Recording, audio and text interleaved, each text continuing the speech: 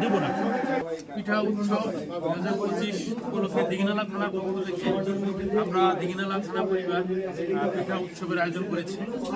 সেই সুবাদে আমি আমার পক্ষ থেকে দীঘিনালা থানার পরিবারের জন্য এই পিঠা আয়োজন করেছি। আপনাদেরকে আমি পরিচয় করে দিচ্ছি। প্রথমে এই পিঠা যেটা দেখছেন এটা হচ্ছে ভিজা তালের পিঠা, অর্থাৎ দুধের মধ্যে এই তালের পিঠা ভিজানো হয়েছে, এটা খুবই সুস্বাদু।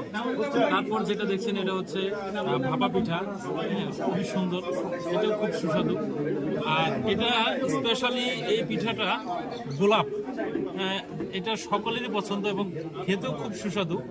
এই গোলাপ পিঠাটা এটা কিছু কিছু এলাকায় খুবই জনপ্রিয়। আমাদের টাঙ্গাইল এলাকার মধ্যে এটা একটা অন্যতম পিঠা। এইটা দেখছেন এটা হচ্ছে তেলের পিঠা, এটা কমন, তারপরে একটু ব্যতিক্রম। এখানে নারিকেল ব্যবহার করা হয়েছে বিধায় এই পিঠার স্বাদটা একটু আরো বেড়ে যায়। আর এটা তো কমন, সবাই জানে পাটিসাপটা, এটাও তৈরি করেছি।